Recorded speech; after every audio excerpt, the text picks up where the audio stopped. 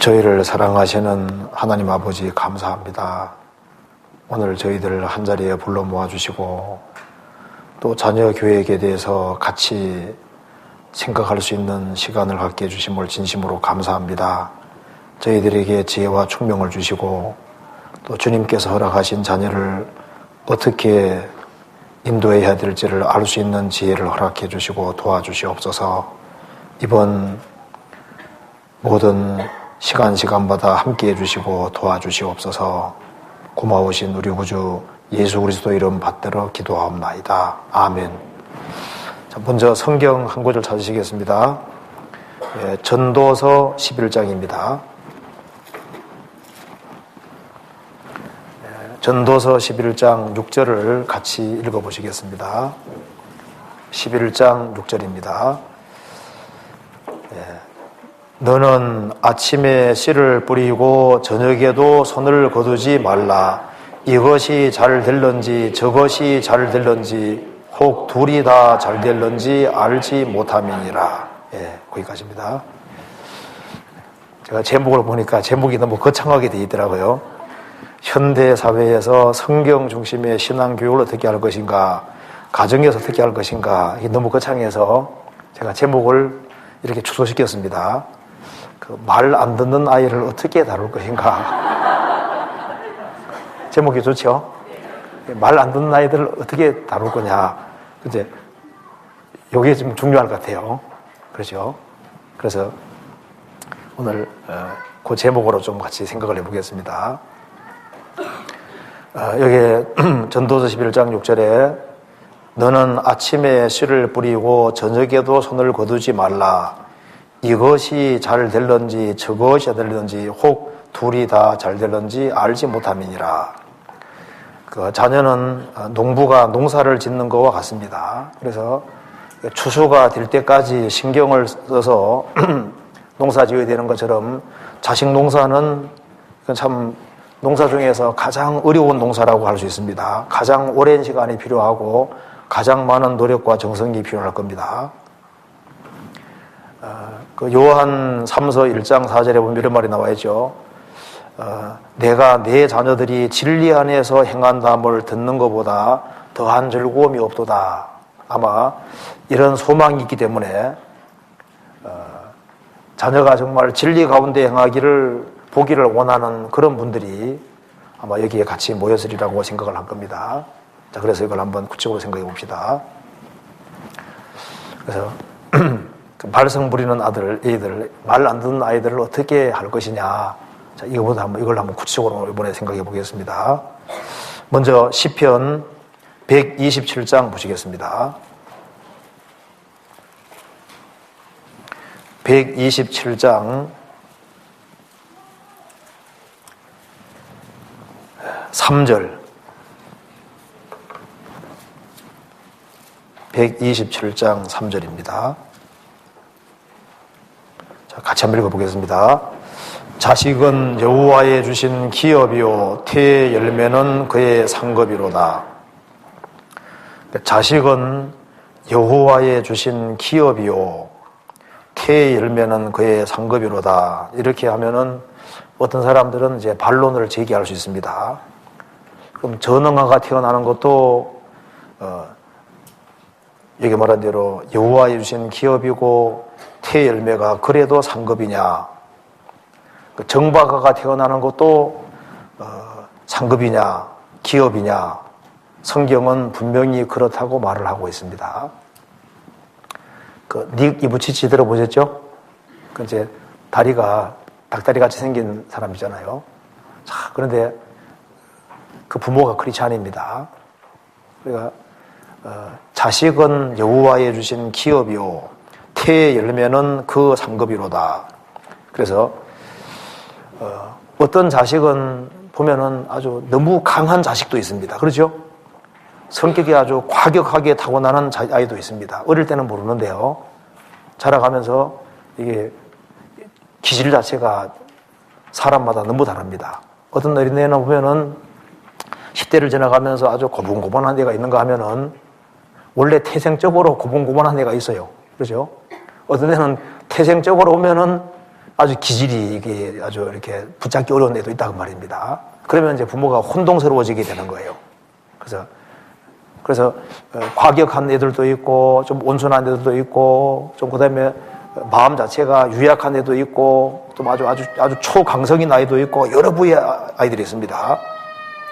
그렇기 때문에 어떤 부모들은 아이고 이놈의 자식 태어나지 말았으면 좋을 텐데 안 태어났으면은 좋았을 텐데 이런 생각을 하는 분이 있을 수도 있다고 말입니다. 그런데 뭘 알아야 되냐면은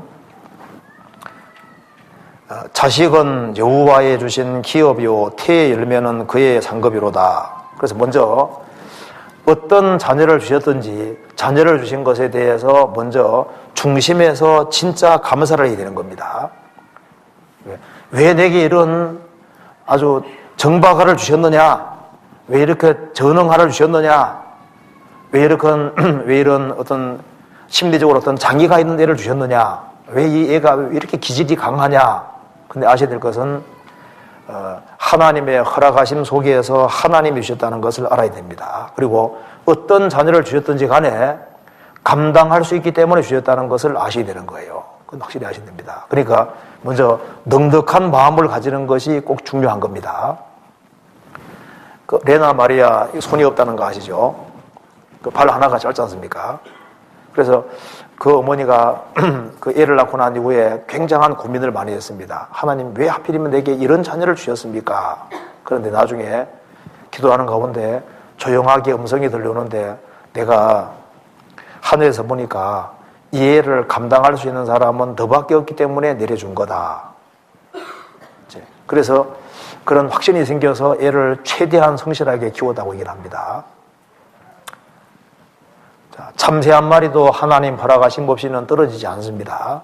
그래서 하나님께서 자녀를 내려주실 때 이 자녀를 누구에게 내려주면 좋으나 이렇게 보시고 내려주신 거예요. 자, 얘는 보면 이거 까다로운 애인데 이 까다로운 얘를 어느 부모에게 내려줘야 좋겠느냐. 그 하나님 생각했습니까? 안 했습니까? 생각했어요. 얘를 두면은 누가 감당할 수 있겠나. 생각했습니까? 안 했습니까? 생각했어요. 그거 아셔야 됩니다. 그래서 부모가 자녀 때문에 시험 받을 수 있잖아요. 그런데 감당할 수 있는 시험 없다 그랬지 않습니까? 그죠? 그러니까 먼저 넉넉한 마음이 꼭 필요한 겁니다. 성경 한번 찾아봅시다. 마태복음 10장 한번 봐봐요.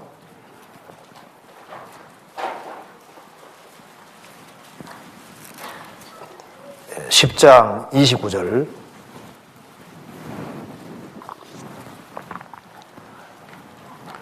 같이 읽어보겠습니다. 참새 2마리가 한 아사련에 팔리는 것이 아니냐. 그러나 너희 아버지께서 허락지 아니하시면 그 하나라도 땅에 떨어지지 아니하리라.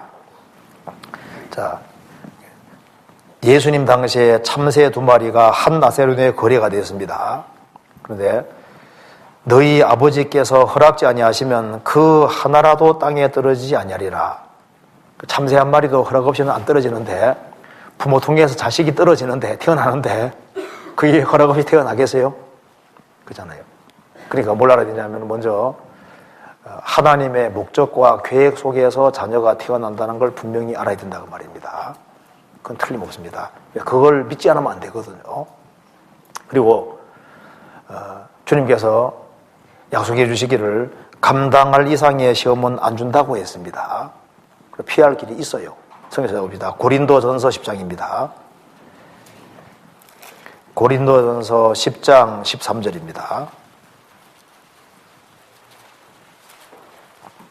13절 같이 읽겠습니다.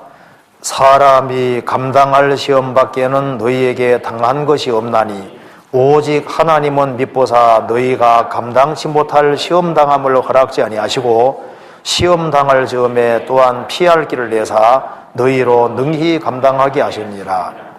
이 부모가 시험을 받는 것 중에 하나가 자녀 때문에 시험을 받습니다. 그렇죠? 자녀 때문에 시험 받을 수 있습니다. 그래서 사람이 감당할 시험 밖에는 너희에게 당한 것이 없나니. 그러니까 하나님께서 각각의 자녀를 내려주실 때 그 사람의 어떤 분량이나 상태를 보시고서 내려준다는 걸 꼭 믿어야 된다고 말입니다. 그래서 아이고 저 원수 같은 자식 이렇게 생각하면 됩니까? 안 됩니까? 그러면 일단 기초부터가 잘못된 거거든요. 그런 마음이 중심에 조금이라도 있으면은 그건 합당하지 않습니다. 그래서 먼저 넉넉한 마음이 꼭 필요한 거예요. 넉넉한 마음이. 그래서 이건 하나님이 주신 자식이다. 이것은 충분히 감당할 수 있기 때문에 주신 것이다. 그런 넉넉한 마음을 갖고 일단 있는 것이 필요합니다. 이 말 이해되시죠? 그래서 아이고 우리 자식은요 머리가 한번 나쁘게 태어났는데요. 그거 걱정하지 말아요. 어떤 자식은 보면 공부들을 조금밖에 안 해도 잘하는 자식이 있죠. 어떤 애는 막 열심히 시켜도 안 되는 자식이 있고, 어떤 애는 보면요 남의 애 보면요 너무 착해. 자기가 보니까 막 너무 드세거든요. 세상에 이렇게 차이 날 수 있냐고 말입니다. 그래 남 부러워하지 말고 비교부터 하지 말아요. 비교할 아무런 이유가 없습니다. 그래서 범사에 감사하라 이 말이 부모에게 꼭 필요한 겁니다. 맞죠? 자녀에 대해서 있잖아요. 뭐 남의 자식 뭐는 부러워하고 이렇게 하지 말아요. 그건 안 좋은 일이라고 생각합니다. 자, 그리고 이제 그 다음에 일단 어떤 자녀를 주셨든지 간에 일단 구원받은 부모는 마땅히 행할 것을 특별히 아이 때 일단 무조건 심어야 되거든요. 아이 때 무조건 심어야 됩니다.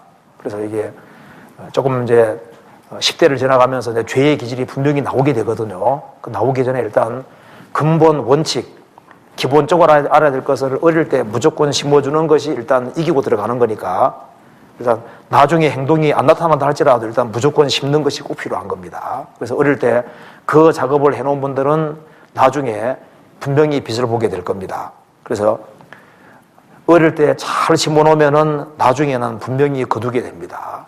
그리고 애들이 이제 죄의 기질이 아주 크게 올라오기 전에 빨리빨리 구원을 받도록 하고 어릴 때 분명히 원칙을 심고 마땅히 할 것을 심는 것이 필요하겠습니다. 잠언 22장 6절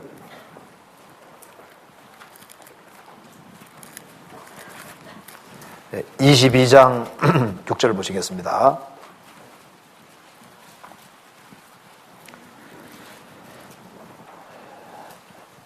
6절 같이 읽겠습니다. 마땅히 행할 길을 아이에게 가르치라. 그리하면 늙어도 그것을 떠나지 아니하리라. 그러니까 마땅히 행할 길을 아이에게 가르치라. 어릴 때 심어두라는 겁니다. 그리하면 늙어도 그것을 떠나지 아니하리라. 그래서 어릴 때 구원받은 부모들은 자녀에게 그 원칙을 마땅히 할 것을 잘 심어줬다고 생각했을 수 있습니다.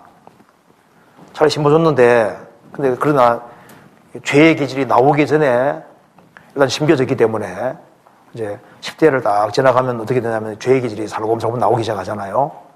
그래서 죄의 기질이 올라오고 육신이라는 게 올라오게 되고 그래서 이성에 대한 호기심도 올라오고 우리도 가만히 생각해 보면은 그 10대를 지나면서 이제 이성에 대한 그런 마음이 올라오게 돼 있는 그 느끼시잖아요. 그러니까 그 애들도 동일한 과정을 겪을 수밖에 없거든요. 그래서 이제 이성에 대한 어떤 그런 마음도 올라오고 세상에 대한 호기심도 올라오고 그다음에 이제 친구들을 더 많이 만나고 하자는 그런 마음도 올라오고 그다음에 자기 주장과 방법을 가지고 와서 독립적으로 뭘 해보려고 하는 그런 마음이 올라오게 되기 때문에 어릴 때 심은 원칙이 뒤집어진 것처럼 무용지물이 된 것처럼 느껴질 수도 있습니다. 그렇죠? 틀림없이 그럴 수 있습니다. 이제 그래서 어릴 때는 잘 심었다고 생각했는데 시간 지나 보면 이거는 내가 한 것이 별로 효과가 없는 것이 아니냐 이런 생각이 올라올 수 있는 겁니다. 그래서 그렇지만은 어릴 때 일단 원칙을 심고 그렇게 해놓으면은 이제 아담 우선이기 때문에 죄의 기질이 싹 올라옵니다. 육신이 싹 올라오기 때문에 자기 주장과 방법대로 하려고 하는 그런 마음이 올라오게 되지 않습니까? 올라옵니다. 그러면은 어떻게 해야 되느냐? 그때 어떻게 해야 되느냐? 그걸 생각해 봅시다. 이제 세상 사람들은 내버려두라 얘기하거든요. 지가 알아서 할 테니까 내버려두라 이렇게 얘기를 합니다. 그런데 성경은 그렇게 되질 않습니다. 그래서 애가 빗나가는 것처럼 보이고 그렇게 한다 할지라도 끊임없이 원칙을 심어주는 것이 계속 필요한 거예요. 왜? 시간 지나마다 생각이 나기 때문에요. 그래서 애가 잘 나가든 못 나가든 반항적이든 관계없이 원칙은 끊임없이 심어줘야 되는 겁니다. 근데 잔소리를 많이 하는 건 안 좋거든요. 그래서 격길로 나간다고 생각 들면 잔소리를 많이 하는 건 안 좋아요. 왜? 독립심이 있지 않습니까? 그런데 핵심 원칙은 끊임없이 심어주는 게 필요하거든요. 잔소리 같이 들릴지라도 핵심 원칙을 심어주면은 시간 지나가면 그것이 영향을 분명히 나타나게 되어 있습니다. 자, 그래서요. 먼저 10대를 지나면서 세상 사람들은 좀 버려두라. 내버려두면 알아서 할 거다. 물론 그래서 잘 되는 경우도 있지만 못 되는 경우가 훨씬 더 많습니다. 그렇기 때문에 성경에 이런 말이 있습니다. 한번 찾아봅시다. 예레미야 2장.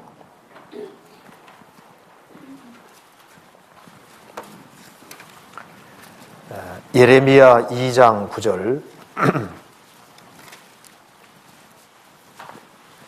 9절. 9절을 같이 읽어보겠습니다. 그러므로 내가 여전히 너희와 다투고 너희 후손과도 다투리라. 여호와의 말이니라. 이게 이스라엘 백성들이 격길로 갈 때 하나님께서 가만 방치하셨느냐? 아닙니다. 내가 여전히 너희와 다투고 너희 후손과도 다투리라. 이게 다투는 것이 사랑한다는 증거거든요.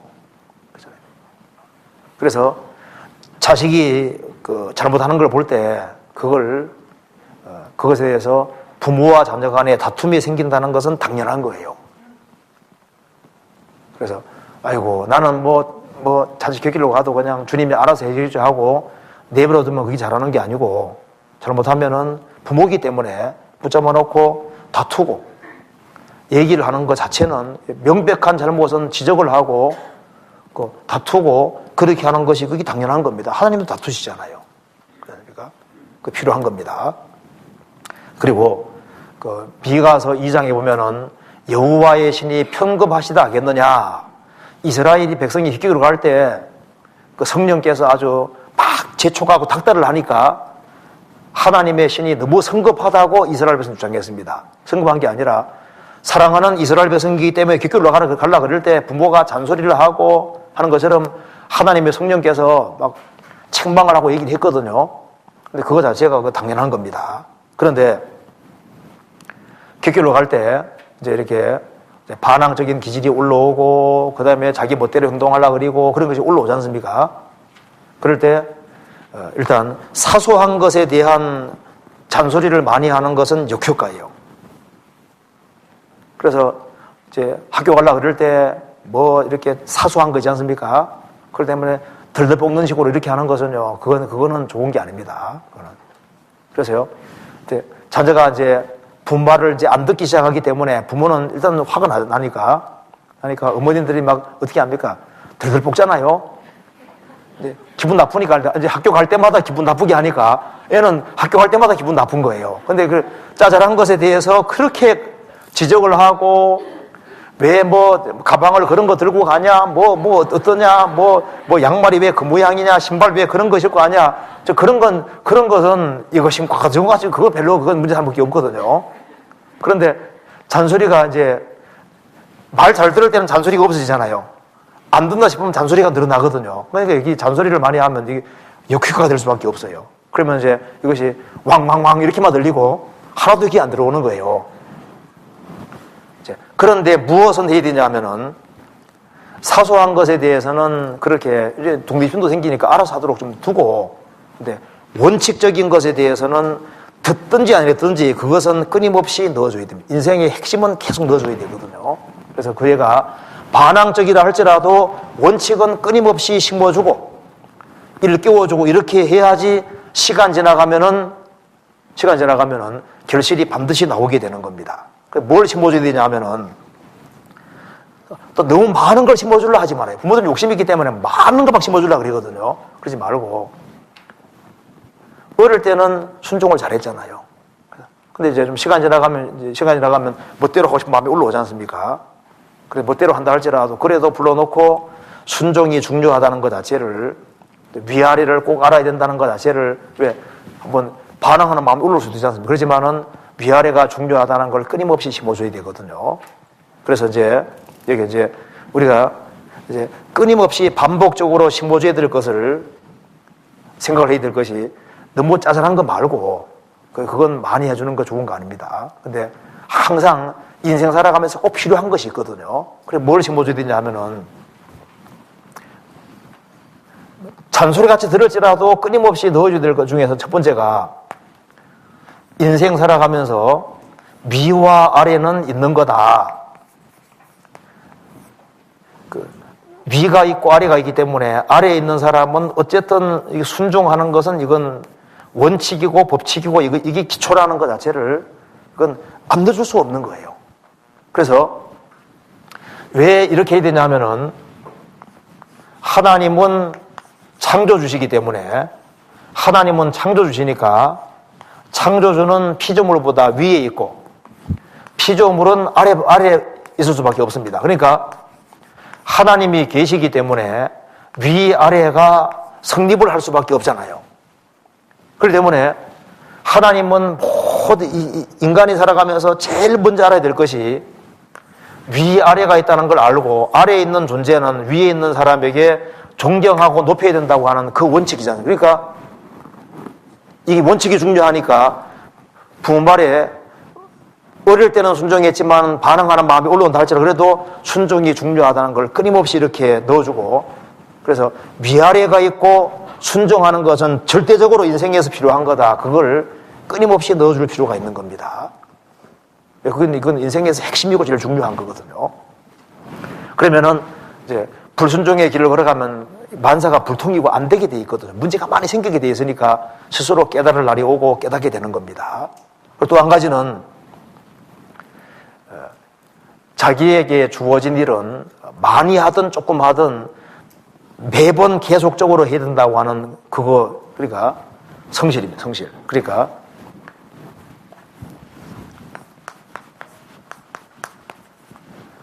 공부를 많이 하든 적게 하든 어쨌든 이걸 매일매일 해야 된다고 하는 이게 원칙입니다. 그러니까 매일매일 성실하게 살아가는 원칙이기 때문에 이제 뭘 조금 빗나가는 게 있다 할지라도 기본적으로 해야 될 것은 계속 해나가면서 할 수 있도록 그러니까 성실은 중요한 것이라는 걸 계속 넣어줄 수밖에 없거든요. 그래서 이제 성경을 정리하는 것도 이제 뭐 2장을 정리하든 1장 정리하든 어쨌든 간에 매번 하도록 성실하게 하도록 성실은 중요하다는 걸 계속 넣어줄 수밖에 없어요. 또 한 가지는 이성교제는 절대 안 된다. 발각이 되면은 쫓아가서라도 어떻게 해야 됩니까? 그러니까 그물 완전히 꽉 걷고 파토를 놓아야 되거든요. 부모가 쫓아가서 확 이렇게 그물 걷어버려야 돼요. 그죠?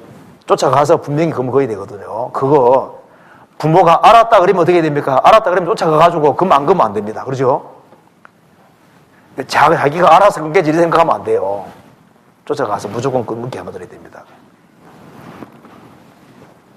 이성교제는 하늘 뚝 놔도 안 된다. 그거는 부모가 아는 한에는 그걸 완전히 확실히 거의 되거든요. 그래서 이게 머릿속에 확 박히게끔 그렇게 만들 수밖에 없습니다. 그리고 또 한 가지는 이제 정직이 중요하다는 것을 계속 심어줘야 되고 그리고 이제 나중에 이제 매를 때리는 걸 좀 말씀드릴 건데요. 정직이 중요하다는 것을 끊임없이 이렇게 그러니까 제시해야 되는 거니까 그러니까 원칙을 가지고서 원칙적인 것은 항상 넣어주는 그러니까 몇 개 안 되지 제 생각할 때는 몇 개 안 됩니다. 일단 위아래를 꼭 알아야 된다. 그래 위아래가 있기 때문에 일단 부모에게 불순종하면은 그 자식은 잘못되는 거다.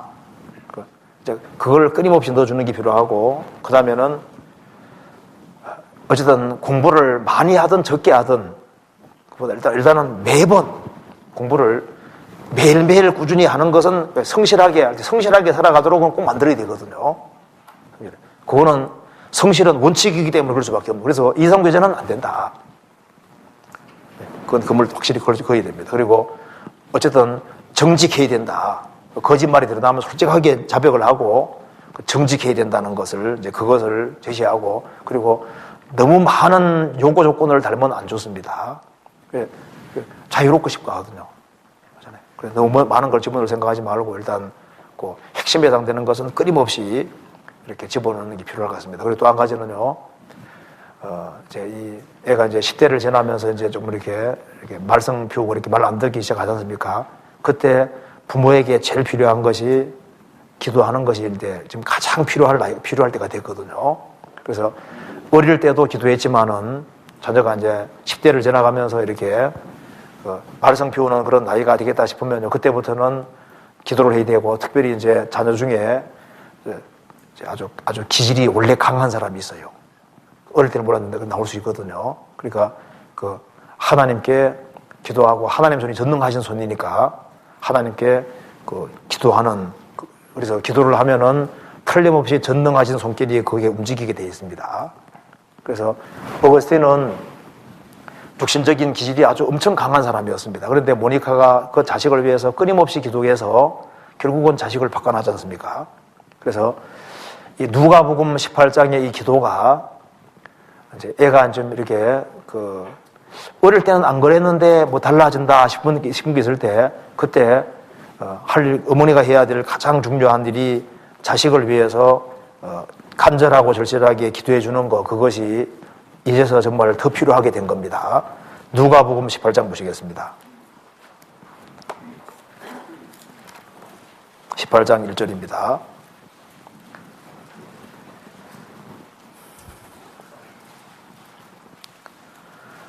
항상 기도하고 낭망치 말아야 될 것을 저희에게 비유로 하여 가라사대, 어떤 도시에 하나님을 두려워 아니하고 사람을 무시하는 한 재판관이 있는데, 그 도시에 한 과부가 있어 자주 그에게 가서 내 원수에 대한 나의 원한을 풀어서 하되, 그가 얼마 동안 듣지 아니하다가 후에 속으로 생각하되, 내가 하나님을 두려워 아니하고 사람을 무시하나 이 과부가 나를 번거롭게 하니 내가 그 원한을 풀어주리라. 그렇지 않으면 늘 와서 나를 괴롭게 하리라 하였느니라. 주께서 가라사대, 불의한 재판관의 말한 것을 들으라. 하물며 하나님께서 그 밤낮 부르짖는 택하신 자들의 원한을 풀어주지 아니하시겠느냐? 저희에게 오래 참으시겠느냐? 그러니까 이 자녀가 사탄에게 끌려가면은 부모님 마음이 제일 속상하게 되는 거지 않습니까? 그러니까 자녀가 잘 돼야 되기 때문에 부모에게 원한이 있습니다. 그래서 이 원한을 풀어줄 수 있는 분은 주님밖에 없으니까, 불의한 재판관도 번거롭게 하니까 조치를 취해 줬는데, 하나님은 불의한 재판관이 아니고 살아계신 하나님이시고 가장 인자하신 분인데 밤낮 부르짖는 택한 자들의 원한을 풀어주지 아니하시겠느냐? 저희에게 오래 참으시겠느냐? 참지 않습니다.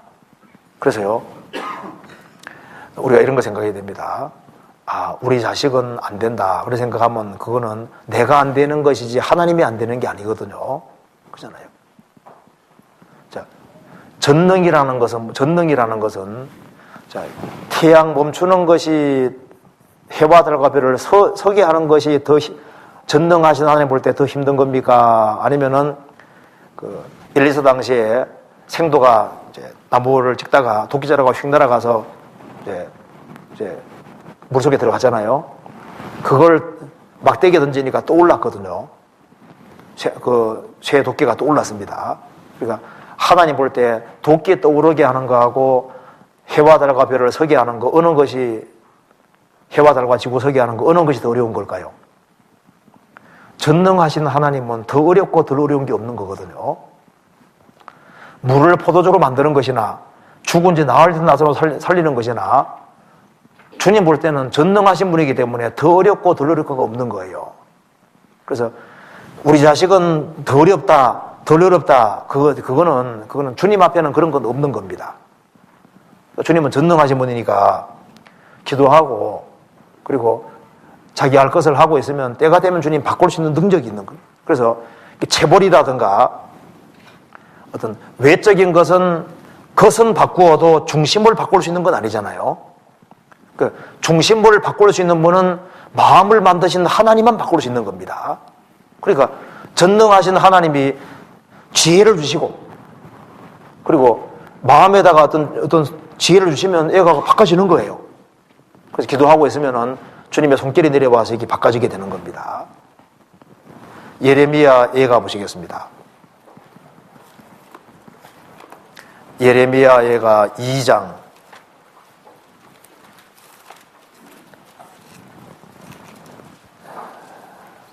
19절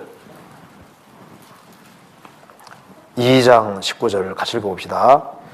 밤 초경에 일어나 부러지지를 지어다. 내 마음을 주의 얼굴 앞에 물 쏟듯 할지어다. 강머리에서 주려 혼비한 내 어린 자녀 생명을 위하여 주를 향하여 손을 들지어다 하여도다. 이게 밤 초경이 일어나 부르짖을 지어다. 내 마음을 주의 얼굴 앞에 물 쏟듯 할지어다. 마음을 물 쏟듯 할지어다. 마음을 주님 앞에 완전히 들어놓으라는 얘기죠. 각 길머리에서 줄여서 혼비한 내 어린 자녀들의 생명을 위하여 주를 향하여 손을 들지어다. 기도할지어다. 이건 뭐 하나님이 할 수밖에 없는 일일 경우에 하나님이 하시도록 그렇게 할 필요가 있습니다. 그리고 사람이 자기의 마음으로 교회에 갈지라도 걸음을 인도하는 자는 여호와시라고 말씀하기 때문에 전능하신 하나님의 손이 자녀를 만드셨고 전능하신 하나님의 손이 있기 때문에 어느 정도까지는 곁길로 간다 할지라도 내가 여기까지 오고 한계라는 게 있어요. 하나님 허용하시는 범위가 있거든요. 그리고 전능하신 하나님께 내려올 거니까 걱정하지 말아요. 그래서 전능하신 하나님의 손이 만드셨고 인생길은 자기가 원한다고 할 수 있는 게 아니거든요. 그러니까 하나님께 기도하고 간절하게 기도하면 하나님 손길이 내려와서 자녀를 조종하고 이렇게 할 수 있는 겁니다. 이사야 45장 보시겠습니다.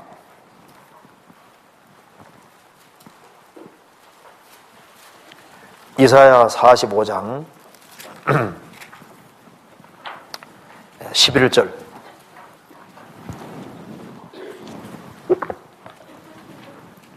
같이 읽어보겠습니다. 이스라엘의 거룩하신 자 곧 이스라엘을 지으신 여호와께서 가라사대 장래일을 내게 물어라. 또 내 아들들의 일과 내 손으로 한 일에 대하여 내게 부탁하라. 이 말씀에서 이스라엘의 거룩하신 자 이스라엘을 지으신 여호와께서 말씀하시기를 장래일, 자식의 장래일도 마찬가지입니다. 장래일을 내게 물을 하나님께 묻고 또 내 아들들의 일과 내 손으로 한 일에 대해서 내게 부탁하라. 우리가 자녀를 전능하신 하나님 손에 부탁하는 겁니다. 그래서 성경에 이런 말 나와 있죠. 여호와의 손이 짧아졌느냐 그런 말씀이잖아요.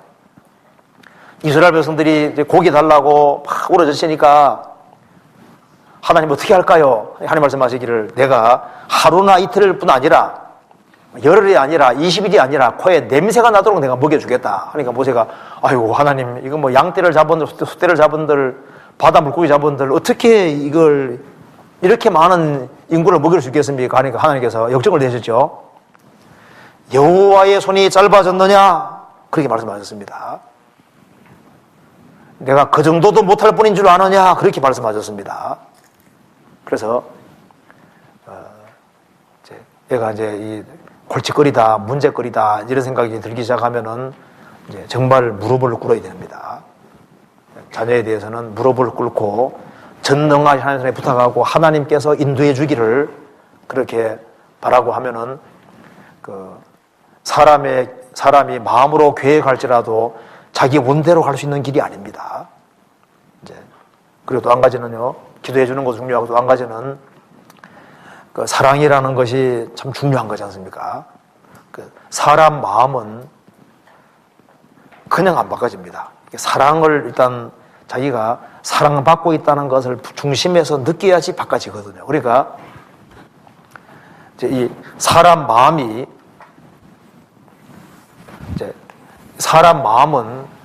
이제 하나님께서 지혜를 주시고 동시에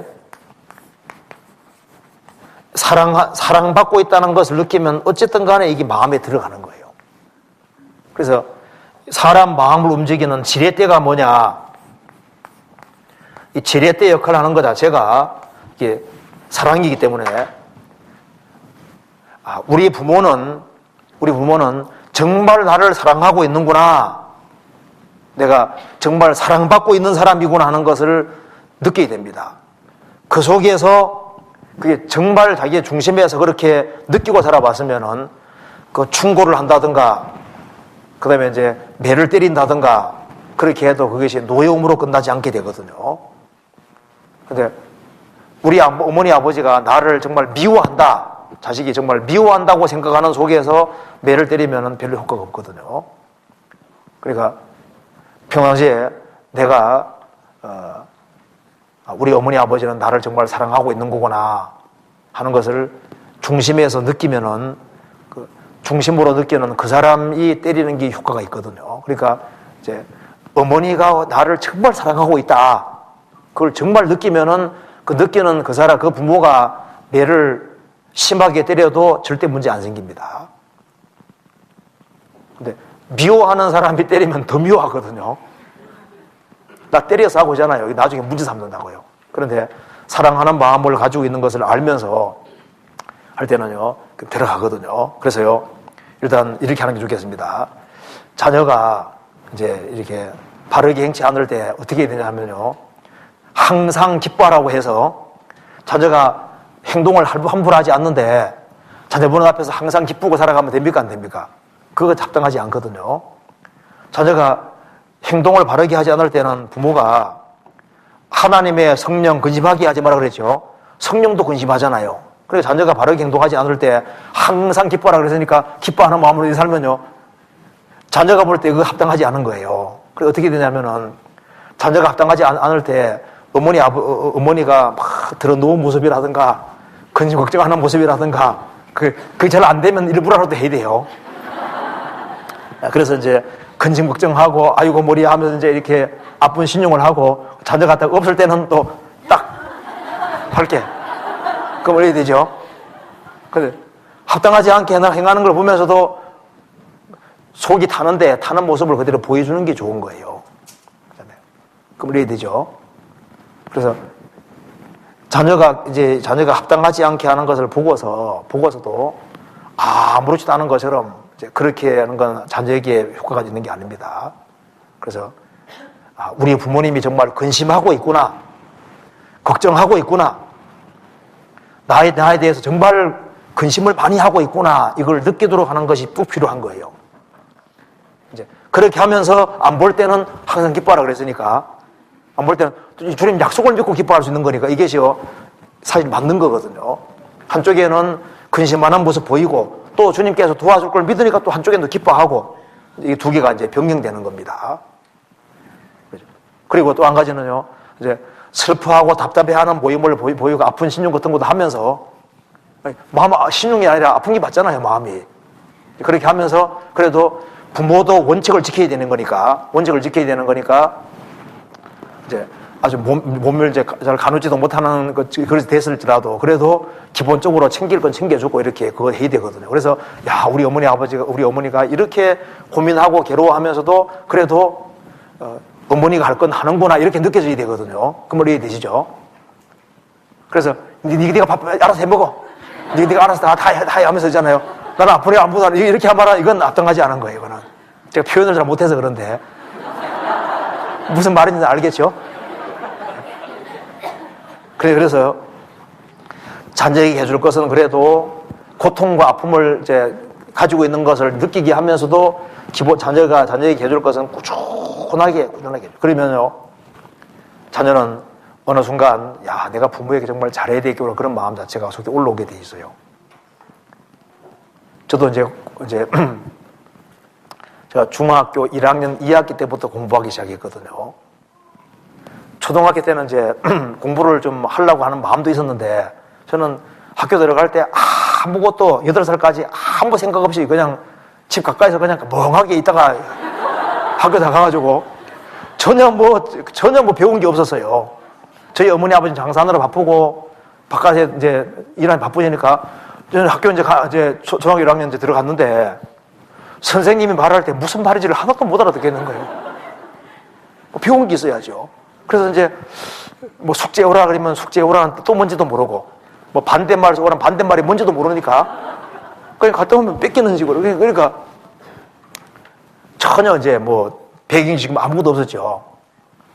그래서 이제 공부를 해보려고 하는 마음은 있었는데 누가 가르치는 사람도 없고. 그런데 이제 중학교 1학년 2학기 때가 되니까요. 야, 우리 어머니가 저렇게 고생하는데 저희 아버지는 사업에 실패하고 이제 집은 영락했고 어려운데 우리 어머니가 저렇게 고생하는데 내가 효도해야 되겠다 그런 마음이 올라오더라고요. 그래서 이제 공부 좀 해보자 그 마음에 딱 들어가더라고요. 그러니까 제가 느낀 것이 그렇다, 맞아. 어머니 아버지가 고생하고 수고하는 모습 보이고 자식 걱정하는 그런 모습을 보이면 자녀 마음이 움직이게 돼 있어요.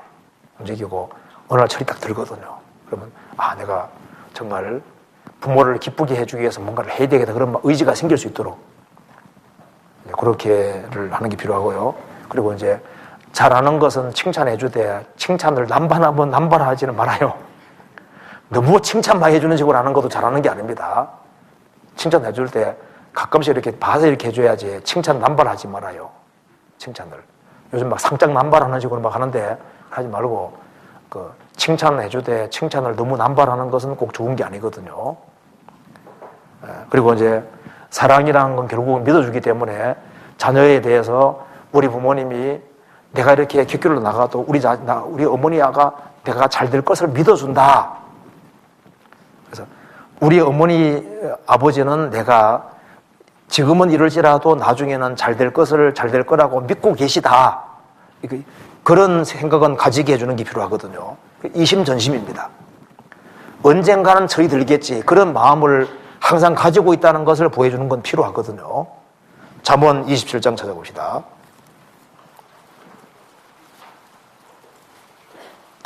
27장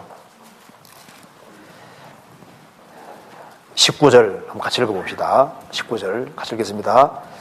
물에 비치면 얼굴이 서로 같은 것 같이 사람의 마음도 서로 비치느니라. 물에 비치면 얼굴이 서로 같은 것 같이 사람의 마음도 서로 비치느니라. 비칩니다. 그래서 부모가 자녀를 잘 될 것을 믿어주면 자녀도 그걸 알아요. 분명히 마음은 전해지게 돼 있거든요. 그리고 가장 가까운 사람이 알 수밖에 없어요. 그리고 이제 인생을 살아가면서 이제 얘가 이제 말썽을 피우고 있다 이렇게 할 때 항상 가지고 있어야 될 것이 일관적인 태도가 아주 중요한 겁니다. 일관적인 태도라는, 그러니까 부모가 이랬다 저랬다 하면 안 되거든요. 감정 따라 이렇게 자꾸 치우치면 안 되고 일단 기본 원칙을 항상 가지고 있어야 돼요. 우리 부모님은 원칙을 가지고 계시다. 그거는 자녀가 알아야 되거든요. 원칙. 그래서 명백한 원칙을 가지고 돼야 됩니다. 그래서 부모는 자녀가 바꿔지지 않을지라도 부모는 이런 것은 잘못하고 잘못된 걸 생각하고 있구나.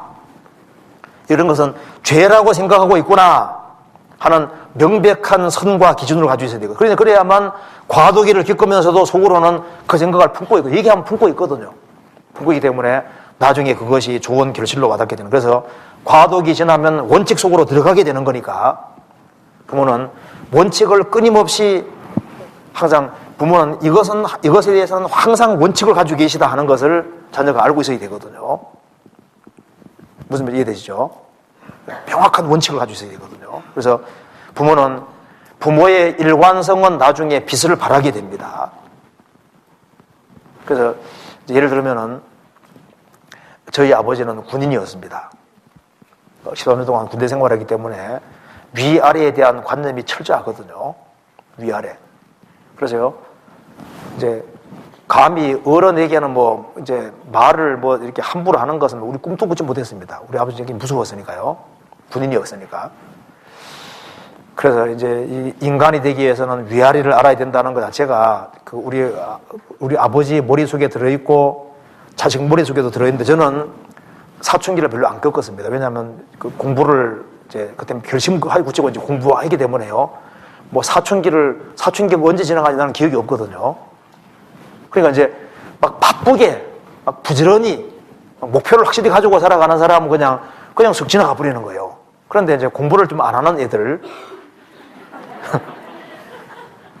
그러면 그때는 이제 우리 가족도 이렇게 한번 이제 돌이켜보면 그렇거든요. 돌이켜보면은 저는 그냥 공부하느라 바빴기 때문에 그냥 지나갔고, 제 밑에 남동생들은 일단 공부를 내보다 열심히 한 건 아니었으니까 좀 이렇게 과도기를 막 겪었거든요. 그렇지만은 어릴 때 배운 것이 딱 들어있으니까 다 원칙으로 들어오게 되는 겁니다. 또 한 가지는 우리 아버지는 일단 무조건 퍼주는 사람이었거든요. 자기는 못 쓰더라도 무조건 남이 필요하다 그러면 무조건 퍼주고 자기는 못 쓰고 하는 이제 그런 식이었어요. 근데 이것이 항상 보고 들은 것이 그거기 때문에 그냥 이게 자기도 모르게 몸에 딱 배어 있는 겁니다. 그러니까 일단 나는 못 쓰더라도 남에게 필요한 건 남에게는 선을 행해야 된다고 하는 거지 않습니까? 그거 자체가 그냥 항상 그런 식으로 하는 게 원칙이거든요. 항상 이렇게 행하는 게 원칙이니까 그리고 이게 자기도 모르게 머릿속에 박혀 있는 거예요. 그래서 사람은 베풀고 살아야 되는 거다. 그런 거 자체가 그러니까 부모가 일관성을 가지고 원칙 가지고 행한 것은 나중에 시간 지나가면은 자식이 그걸 그대로 따라하게 되고 이러한 일관성 있게 행한 것은 나중에 빚을 분명히 바라게 되는 겁니다. 틀림없이 빚을 바라게 될 거예요. 그래서 일관적인 태도를 취하는 부모는 결국은 존경받게 되거든요. 왜? 그건 성경에 아주 정확한 원칙이 맞기 때문에.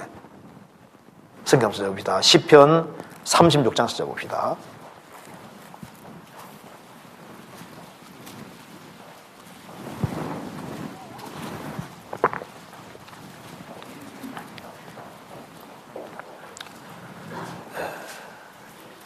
(6절입니다) 주의 의인은 하나님의 산들과 같고 주의 판단은 큰 바다와 일반이라. 여호와여 주는 사람과 짐승을 보호하시나이다. 이 말씀에서 여호와여 주의 의인은 하나님의 산들과 같고, 산들이라는 것은 거대한 상을 가리킵니다.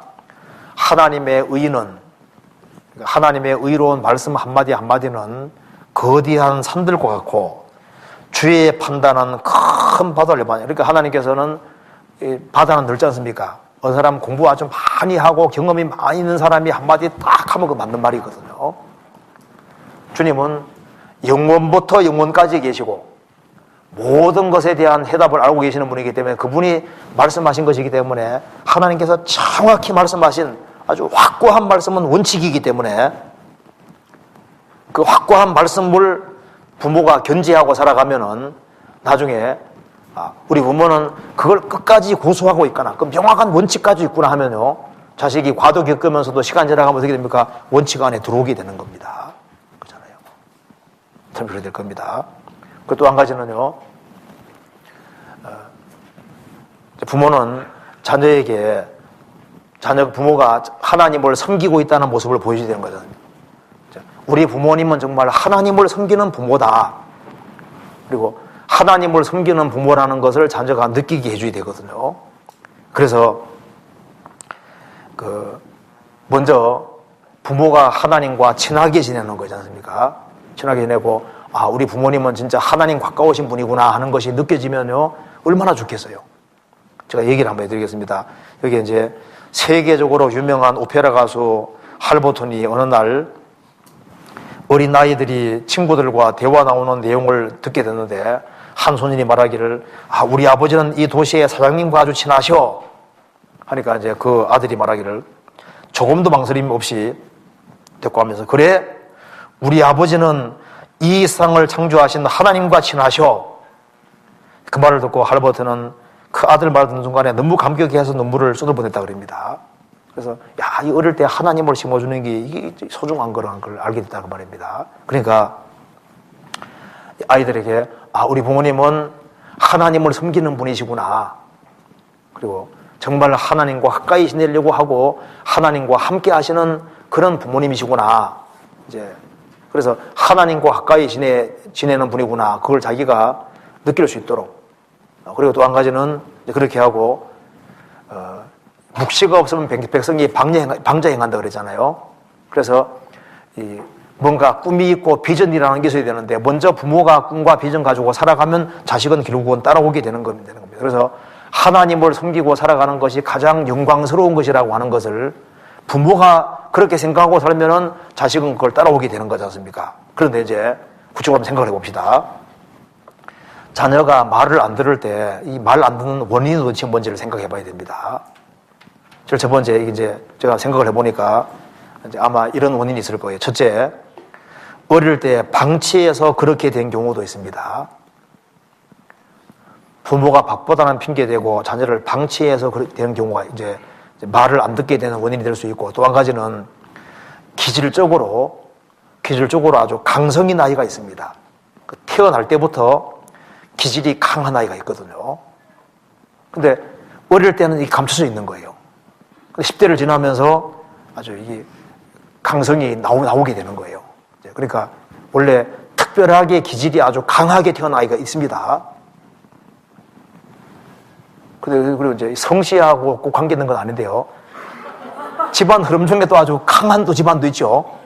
그거는 뭐 또 집안 흐름도 있고, 할 때 또 특별한 그런 예외적으로 그런 경우가 있을 수 있어요. 그러니까 이것은 부모는 열심히 하려고 했지만은 타고난 기질이 어릴 땐 감춰져 있다가 나중에 탁 나오는 경우가 있습니다. 부모도 놀라는 그런 경우가 있을 수 있습니다. 그렇게 있는 경우가 있고, 또 한 가지는 시부모에게 혹은 친정 부모에게 잘못해서 징계로 주님께서 당분간 자녀의 어떤 눈을 멀게 하는 경우도 있을 수 있어요. 그래서 부모에게 잘못 행한 것에 대해서 자식을 통해서 징계받도록 하기 위해서 얼마 동안 자녀 이제 눈을 가려서 자녀가 이제 이게 말썽을 부리게 되는 그런 경우가 있을 수도 있거든요. 그러니까 원인이 뭔지를 잡는 게 참 중요한 겁니다. 그리고 또 한 가지는 대화 부족과 단절로 서로의 마음이 다쳐 스스로 격기를 감으로 자녀가 어릴 때 부모에게 어떤 이렇게 당한 것이 있기 때문에요. 이게 되면 좀 자라면서 보복심으로 골탕 먹이려고 일부러 부모에게 아주 애를 먹이는 그런 아주 장깨 돌리는 애도 있거든요. 그래서 도대체 원인이 뭐냐, 그걸 다 찾아야 된단 말입니다.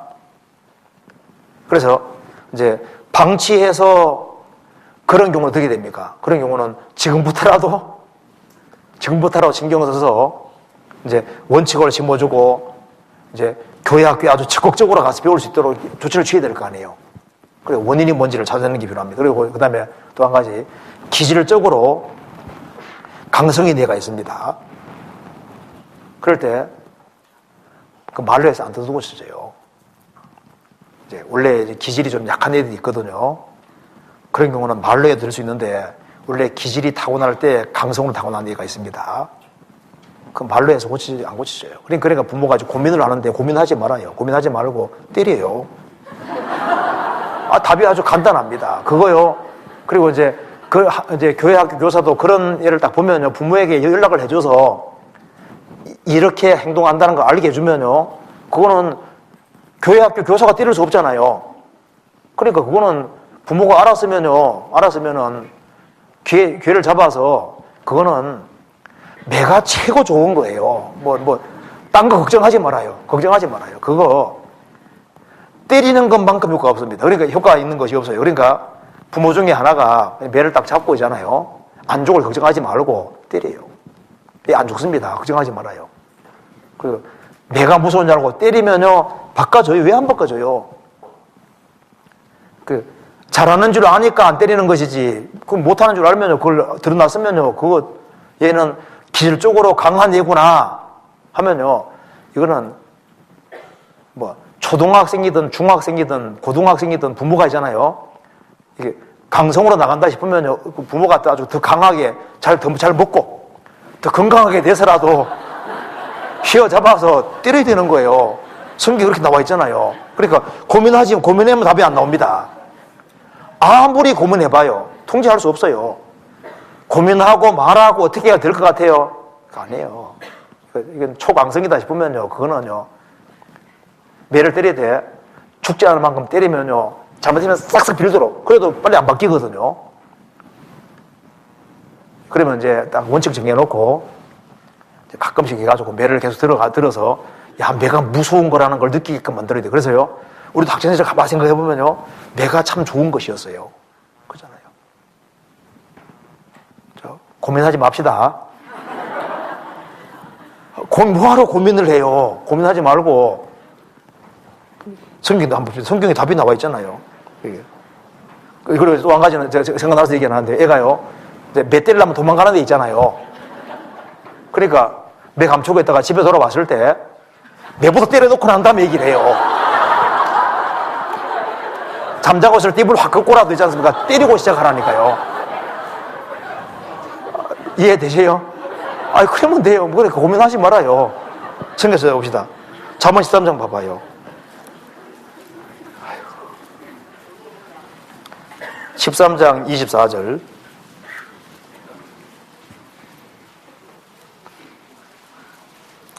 한번 같이 읽어봅시다. 초다를 참아 못하는 자는 그 자식을 미워함이라. 자식을 사랑하는 자는 근실이 징계하느니라. 초다를 참아 못하는 자는, 매를 못 때리는 사람은 그 자식을 미워함이라. 그 자식을 사랑하는 자는 근실이 징계하느니라. 그렇죠. 잠언 23장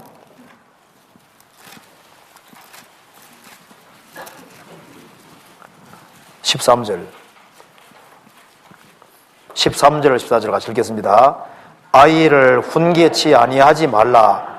책찍으로 그를 때릴지라도 죽지 아니하리라. 그를 책찍으로 때리면 그 영혼을 음부에서 구원하리라. 아이를 훈계치 아니하지 말라. 책찍이 얼마나 아파요.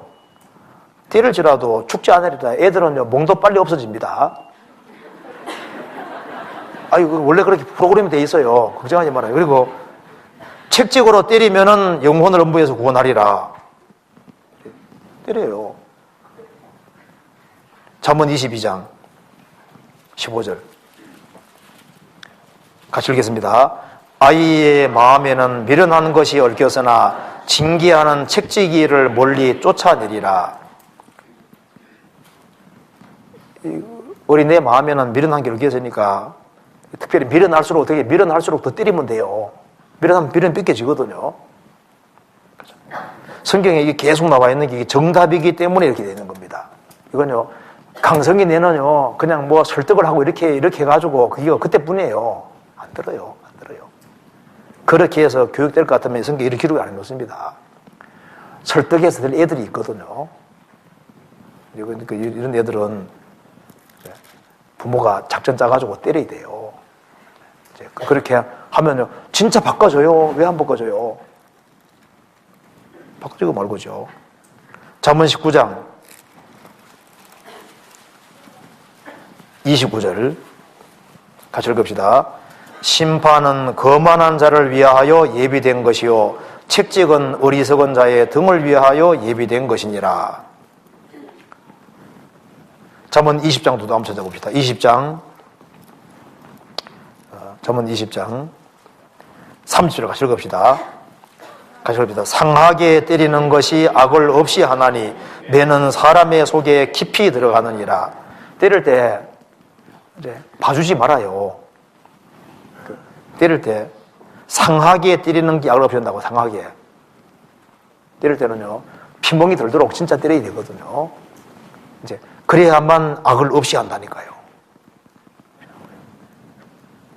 그래서 얘가 이게 기질적으로 좀 다루기 어렵다 싶으면요, 연락을 해줘가지고 그걸 알려줘야 되는 거예요. 그렇게 하면은 바꿔지게 돼 있어요. 성경이 정답인데 그럴 수밖에 없잖아요. 그 또 한 가지는 징계로 자식이 말 안 듣는 경우도 있거든요. 그래서요, 시부모나 그 친정 부모나 부모님에게 잘하면요 좋은데, 그렇지 않은 경우는 징계가 자식에게 내려오는 경우가 많습니다. 자기가 대받거든요. 그래서 자식이 말을 너무 안 들으면 내가 부모에게 어떻게 했는가, 그걸 잘 생각해 보면은 내가 지금부터라도 내가 부모에게 잘해야 되겠구나. 그래서 자녀가 말 안 듣는다 싶으면요, 부모에게 더 다정하게 대하고 부모에게 더 잘하고 내 태도와 마음을 완전히 바꿔야 됩니다. 그러면 주님께서 자녀에게 지혜를 주시거든요. 부모가 자기 시댁이나 친정 부모에게 잘못해서 기도가 막히는 경우가 있습니다. 그리고 주님이 자녀도 주님이 은혜를 내려주셔야지 얘가 뭐 깨달아 가거든요. 그러니까 이제 당분간 어느 정도 어떤 징계 기간으로 주님이 딱 이렇게 뭔가 이렇게 지혜를 딱 막아뒀을 수도 있거든요. 그런 경우는 이제 때가 되면 그건 징계는 없어지면 또 얘가 또 제자리에 들어오고 이렇게 될 수 있어요. 그러니까 이제 원인이 도대체 뭐냐 그걸 파악을 해야 되거든요. 그러니까 자녀에게 거의 자기가 대물림합니다. 그러니까 부모에게 행한 대로 자기 자녀에게 자기가 분명히 대받게 되는 경우가 많아요. 그 생각이 듭니다. 그러니까 일단은 시댁 부모든 친정 부모든 일단 부모는 복덩어리라 생각해요. 부모는 시어머니 복덩어리, 친정 어머니 복덩어리 생각해. 복이라고. 왜? 잘하면은 무조건 뭐라 했습니까? 성경에서 너가 잘 되고 장수하리라 약속이 있잖아요. 그렇잖아요. 그러니까 내게 주님이 특별하게 복을 주시기 위해서 시부모나 친정부모를 가까이 하겠다 이렇게 생각하면 맞다 그 말입니다. 그러면요 잘 되고 누가 잘 되느냐? 자식이 잘 될 수 있는 거예요. 그렇잖아요. 그 생각을 해야 됩니다. 그리고 또 한 가지는요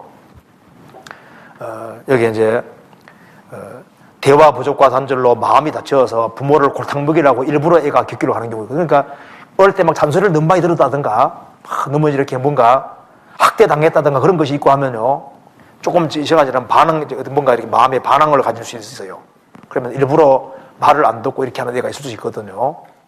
그런데 걱정할 것은 없는 것은 그럴수록 여호와를 기쁘시게 해요. 여호와를 기쁘시게 하면 자식과 원수지간 비슷하게 돼 있어도 여호와를 기쁘시게 하면 어떻게 한다고요? 원수라도 화목하게 하시는데 자식하고 화목을 주님 왜 못 시키셔요? 그렇잖아요. 잠언 16장 봅시다. 16장 7절.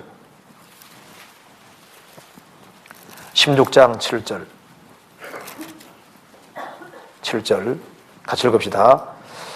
사람의 행위가 여호와를 기쁘시게 하면 그 사람의 원수라도 걸어 더불어 화목하게 하시느니라. 여호와를 기쁘시게 하면 원수라도 화목하게 하는데 하나님은 자녀와 얼마든지 화해하고 자녀로 하여금 이제 말을 듣게 하고 할 수 있는 능력이 있으세요. 그리고 또 한 가지는요, 남자와 여자는 원래 다르게 지어졌습니다.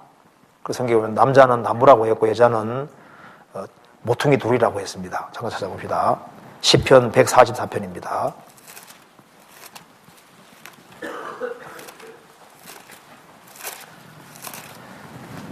144편 12절.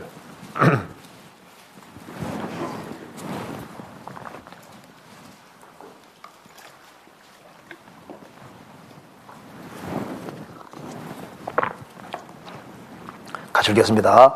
우리 아들들은 어리다가 장성한 나무 같으며 우리 딸들은 궁전의 식양대로 아름답게 다듬은 모퉁이 돌과 같으며 여기서 우리 아들들은 나무라고 했습니다. 어리다가 장성한 나무 같다고 했고 딸들은 궁전의 식양대로 아름답게 다듬은 모퉁이 돌 같으며 이렇게 되어 있죠. 그러니까 이제 남자를 키우는 분과 여자를 키우는 분이 차이를 느낄 수 있습니다. 그러니까 남자의 경우는 거의 한 10살 안쪽에 기본이 다 형성돼 버리거든요. 나무니까. 나무는 어릴 때가 아주 중요한 겁니다. 그래서 어릴 때만 신경을 좀 잘 써놓으면은 그러면은 이건 남자애들은 어릴 때 거의 고정되기 때문에요. 그래서 남자애들은 어릴 때 키우기 어렵지 어릴 때만 잘 키워놓으면 그 다음에 바르게 되기는 아주 수월한 거예요. 그래도. 그래서 남자의 경우는 어릴 때는 좀 말썽 부리고 붙잡기 어렵잖아요. 하나님 그렇게 만들어 주신 것 같아요. 어렵지만은 어릴 때 잘 단속을 하면은 조금 크면은 손이 들어가도 됩니다. 남자니까. 그래서 근데 어릴 때 남자애들은 삐뚤어지면요, 이게 바꾸기가 참 어려워요. 그 남자애들은 어릴 때 원칙적인 그런 것을 잘 심어주는 게 아주 중요한 게 됩니다. 그리고 여자들은 어릴 때는 쉽잖아요. 그렇죠? 어릴 때 좋은데 이게 이제 시간 지나가면 이제 이게 어려운 것이 여자라고. 여자는 이제 결혼할 때까지 걱정스럽잖아요. 그죠? 남자애들은 이제 조금 자라면은 이제 내놔도 괜찮지만은 여자들은 이제 어릴 때는 몰랐는데 조금 자라면은 이제 결혼할 때까지 부모는 항상 걱정 속에서 살 수밖에 없잖아요. 그러니까 남자애를 키우는가 여자애를 키울 때 여자애는 나이가 들어가면 들어갈수록 손이 더 많이 갈 수밖에 없게 되는 겁니다. 그렇잖아요. 그리고 이제 여기에 그래서 여자들은 바깥일을 하는 것이 아니라 집안에서 이렇게 밑을 받치기 위해서 지어졌기 때문에 여기 모퉁이 돌이라고 했습니다. 남자들은 바깥일을 해야 되니까 장성한 나무는 자라서 밖에 보이지 않습니까? 모퉁이 돌이 잘 안 삐잖아요. 이렇게 표현이 되어 있습니다. 그리고 이제 또 한 가지는 여기 이제 여자는 모퉁이 돌 같다 그랬죠. 여자는 환경의 영향을 크게 받기 때문에 부모의 적극적인 개입이 필요합니다. 남자애보다 여자는요, 어머니, 아버지 손길이 훨씬 더 많이 가야 돼요. 여자들은 다듬기 나름이거든요. 그래서요, 잘못된 친구를 사귀는 것에 신경 안 줄 수가 없습니다. 특히 이성 친구를 사귀는 것에 대한 신경 써서 반드시 부모가 개입해야 됩니다. 그래서 맹모 삼천지교라는 거 들어보셨죠? 그래서 이사 갈 수 있으면 이사를 가서라도 그걸 건물을 확 걷도록 학교를 옮겨서라도 이 건물을 걷고 막 이거 부모가 확실하게 해주는 수밖에 없어요. 그런데 이러지도 저러지도 못하는 경우 있죠. 사정이 의치 못해서 있을 수밖에 없는 그런 상황이 있을 수도 있습니다. 그러면 어떻게 되냐? 부모가 적극적으로 개입해서 떼놔야 됩니다. 그래서 부모가 지켜줘야 돼요. 부모가 지켜주고 부모가 간섭해서 건물을 확실히 걷도록 그렇게 죄가 되지 않는 범위 내에서는 자유를 주지만은 이제 명백하게 넘어서는 게 명확하면요, 그건 아주 확실하게 건물을 딱 그어서 그렇게 해줘야 됩니다. 성경 찾아봅시다. 창세기 14장 찾아봅시다. 14장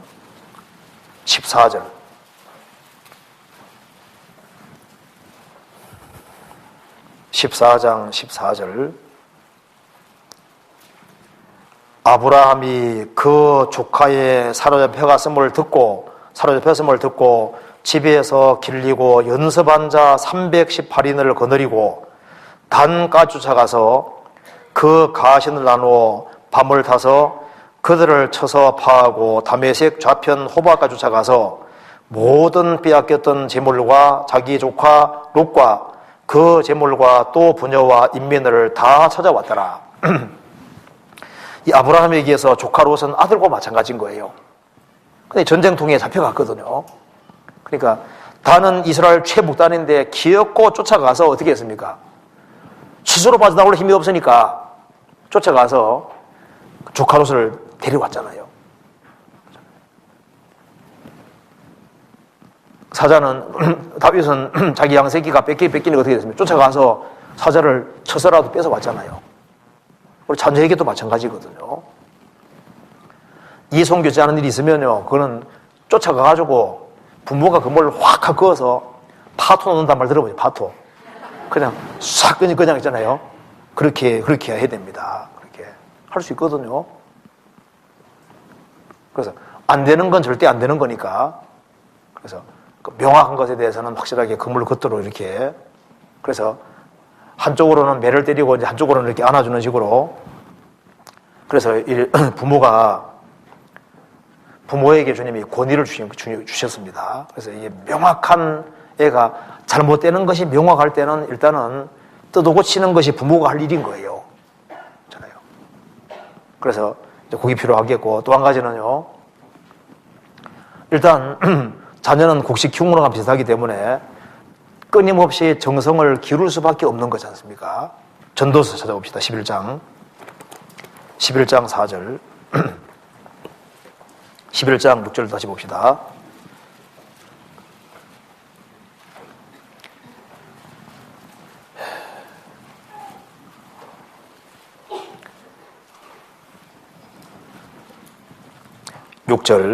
너는 아침에 씨를 뿌리고 저녁에도 손을 거두지 말라. 이것은 끊임없이 관심을 기울이란 말입니다. 이것이 잘 될런지 저것이 잘 될런지 혹 둘이 잘 될런지 알지 못함이니라. 자녀를 둘 키운다면은 이 자식이 잘 될지, 저 자식이 잘 될지, 둘 다 잘 될지 모르잖아요. 그러니까 일단 부모가 할 일은 끊임없이 관심을 기울여주는 겁니다. 뒤바뀌게 될 수도 있고, 언제 들을지 모르는 것이니까 일단 결과를 모르기 때문에 끊임없이 관심을 기울일 것을 말씀했습니다. 그래서요, 이제 일단 편지라는 것이 사람 마음속에 영향을 많이 주기 때문에 이제 이게 애가 이제 이렇게 말썽을 부리기 시작한다 그러면은 부모가 이 글이라는 것이 영향을 상당히 크게 미치거든요. 그렇기 때문에 지속적으로 이 편지를 자꾸 써주는 게 좋은데요. 그리고 메일 같은 걸 보내줄 때도 길게 써주면 안 읽어요. 대충 읽으니까 한 번에 딱 받을 때 딱 눈에 보이게끔 짧게 이렇게 보내는 식으로 이렇게 해가지고 할 수 있잖아요. 어쨌든 간에 야, 우리 부모가 나에 대해서 관심을 가지고 있구나. 근데 그 메일 속에 막 지적만 하는 식으로 쓰지 말고 그 이제 그 애에게 필요한 것들을, 좋은 것들을 이제 이렇게 자꾸 써주고 편지도 쓰고, 혹시 이렇게 메일 같은 것이 있으면은 이렇게 핸드폰 같은 게 있으면 거기다가 쓰되 길게 장황하게 쓰면은 읽은 것처럼 보이지만 자세히 안 읽은 애들이 있거든요. 그러니까 아주 짧게 간단하게 쓰고 또 이어서 간단하게 쓰고 이렇게 하면 입을 수 있으니까 그렇게 하든지, 어쨌든 간에 관심을 가질 수 있도록 그렇게 하는 것이 필요하겠습니다. 그리고 명백한 죄에 대해서는 매가 얼마나 무서운지에 대해서 분명히 알게 됩니다. 그리고 행동으로 보이고, 잔소리는 작은 문제에 대해서는 잔소리를 늘어놓지 않는 것이 좋은 거예요. 그래서 명확한 원칙을 어기지 않는 한에서는 다른 것에 대해서는 자율성을 좀 인정해 주는 게 좋거든요. 왜? 숨이 막히면 안 되거든요. 자녀도 인격이고 사람이기 때문에 이렇게 숨이 막히게끔 막 통제하는 식으로 하는 건 합당하지 않고, 근본 원칙은 가지고 있고 원칙을 어기지 않는 한에는 상당한 자율성을 주는 게 좋거든요. 근데 이제 원칙을 어길 경우는 원칙은 반드시 세워야 되는 거니까, 당장 안 고치더라도 원칙은, 우리 부모님은 정확한 원칙 가지고 있다는 것을 항상 가질 수 있도록. 그래서 관심은 행동과 이제 격려하는 말로 되면 잔소리는 안 되거든요. 잔소리를 들으면요, 왕왕왕왕 해가지고 이게 애가 하나도 안 들려요. 진짜 안 들려요. 이제 그렇게 하는 게 좋겠고, 그리고 등교할 때는 잔소리를 좀 안 하는 게 좋겠죠. 그죠? 그렇게 좀 하면 좋겠고요. 그 다음에 이제 우리가 좀 시간 지나 보면 아는 것이, 자녀는 부모가 하는 대로 하고 있다는 걸 자기도 모르게 알게 됩니다. 그건 느끼시죠? 나는 아버지처럼 안 할 거야 해도 시간 지나면 그 아버지의 그 아들입니다. 그 어머니의 그 딸이 되는 거예요. 그러니까 자녀가 과도기를 걸을지라도 결국은 비슷하게 되게 돼 있어요. 그래서 보면은 그 아버지, 어머니는 자녀의 유산이기 때문에 그 부모의 표현이 자녀입니다. 그래서 이제 부모가 이제 훌륭하면 시간 지나면 자녀가 훌륭하게 되면서 믿을 수도 있는 거예요. 그렇잖아요. 그러니까 나중에 이제 결혼할 때 보면은 장모 보면은 딸하고 비슷합니까? 안 합니까? 반대든가요? 비슷하든가요? 비슷하죠. 왜? 항상 보고 들었으니까.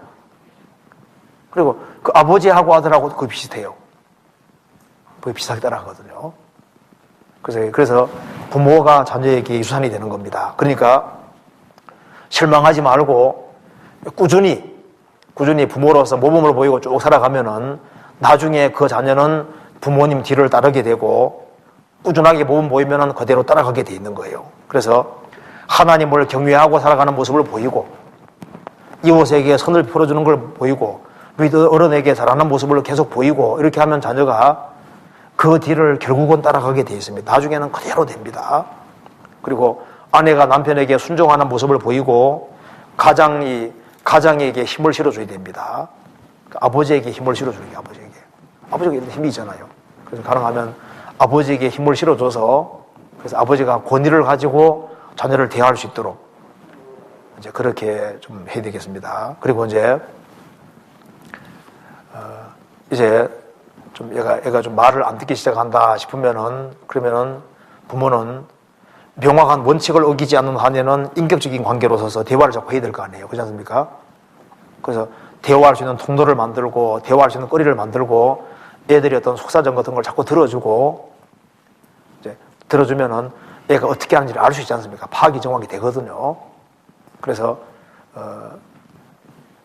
명확한 원칙을 어기지 않는 한에는 마음 터놓고 얘기할 수 있도록 이렇게 해서 그래서 귀 귀담아 잘 들어줄 수 있도록 이제 그렇게 하는 것이 꼭 필요하겠습니다. 그건 필요하거든요. 그래서 자녀를 완전하게 만들려고 생각하지 말고 명확한 원칙을 어기지 않는 한에는 친구처럼 이렇게 될 수 있거든요. 부모에게는 서로 얘기할 수 있는 거니까 이제 그렇게 해서 그리고 이제 또 한 가지는요. 이 자녀를 키우는 데 있어서 이게 특수한 상황이 발생할 수 있기 때문에 자녀 교육에 대해 다양성이 좀 필요하거든요. 원칙은 있으나 세세한 건 차이 날 수밖에 없습니다. 그래서 어떤 자녀는 태생적으로 마음이 연약해요. 그런 아이는 매를 안 때려도 태생적으로 연약하니까 말로 충고해도 잘 먹혀 들어가고 그걸로 족하거든요. 그런 데가 있습니다. 저는 매를 거의 잘 안 맞았어요. 많이 안 맞았습니다. 왜냐하면 매가 무서웠거든요. 일단 우리 아버지가 일단 무서우니까 일단은 뭐 어긴다는 것은 뭐 상상을 할 수가 없으니까 그러니까 매를 무섭게 생각했거든요. 그러니까 뭐 이제 감히 무슨 뭐 말씀을 어기고 이렇게 하는 건 뭐 생각을 못했죠. 이제 그러니까 이제 그런 경우도 있고 뭐 때리려면 때리셔야 하는 데도 되고 별애들이 다 있잖아요. 그게 다 똑같은 게 아니거든요. 그러니까 이제 심리 자체가 원래 좀 이렇게 불안한 심리를 가진 사람도 있고 연약한 심령 가진 사람도 있고 이제 여러 부류가 있는 거예요. 그래가지고 막 강성 중에도 초강성인 애도 있잖아요. 그런 애들은 잔소리만 해가지고 뭐 되는 게 없거든요. 그러니까 자녀마다 케이스가 다르기 때문에 명백한 죄에 대해서는요, 이제 유약한 마음이 원래 태생적으로 유약한 애들은 매를 그렇게 많이 심하게 안 때려도 매만 들기만 해도 두려워하잖아요. 그러면 말려도 잘 먹혀 들어가거든요. 바꾸려고 한다고요. 어떤 애들은요, 안 돼요. 그래서 그런 애들은 매를 좀 맞으면서 바꿀 수밖에 없는 거거든요. 그런 경우는 매를 아주 확실하게 드는 것이 필요한 겁니다. 그렇지 않습니까? 그리고 이제 어떤 아이는 정신적으로 좀 이렇게 불안정할 수가 있어요. 이제 그러면은 그 애가 좀 정적으로 안정된 시기가 올 때까지 딱 기다리고 있다가 그런 시기가 오면은 그때는 또 매를 때릴 수도 있거든요. 그러니까 이제 그 자녀 상황이 다 다르니까 상황을 잘 고려해서 그 주님이 주시는 지혜를 잘 얻는 것이 필요하겠습니다. 그리고 이제 어떤 사람 말합니다. 아이고, 자식이 막 너무너무 속을 속이니까 아이고, 주는 자식 그냥 없으면 좋겠는데 이렇게 말하는 부모가 있는데 어떤 사람이 말합니다. 아이고, 나는 그런 자식이라도 하나 있으면 좋겠습니다. 얼마 전에 그렇게 말썽 부리던 자식이 죽고 나니까 야, 그런 자식이라도 정말 있었으면은 말썽을 그렇게 부려도 있는 게 훨씬 나았다 그 말입니다. 낫고 말고죠.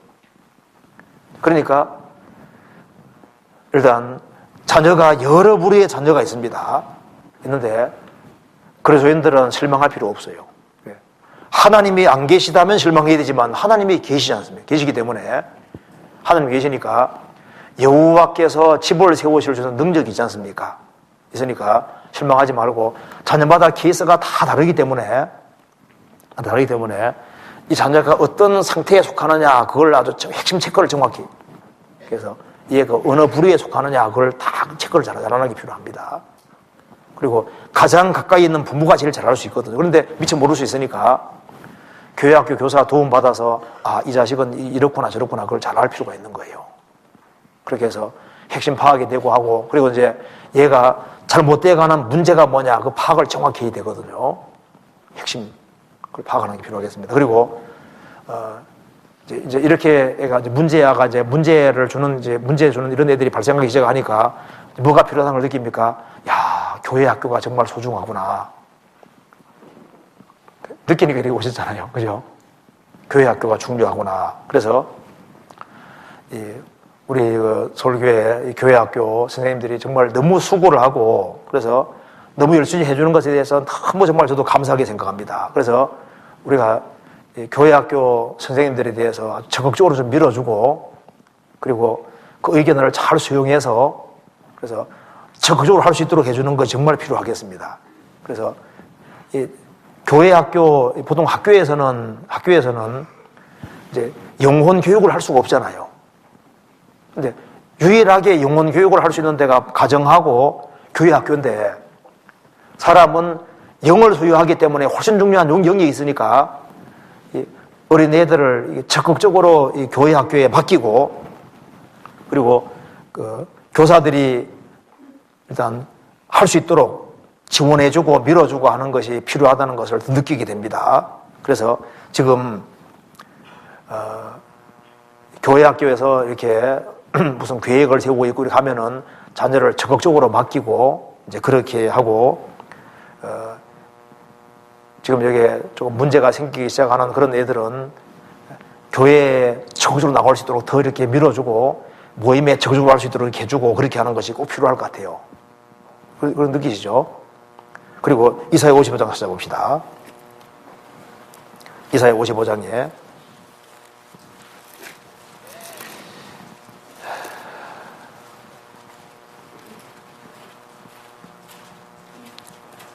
55장,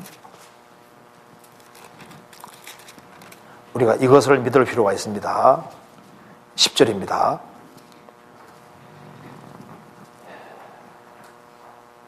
비와 눈이 하늘에서 내려서는 다시 그리로 가지 않고 토지를 적시어서 싹이 나게 하며 열매가 맺게 하여 파종하는 자에게 종자를 주며 먹는 자의 양식을 준 것 같이, 11절 같이 읽겠습니다.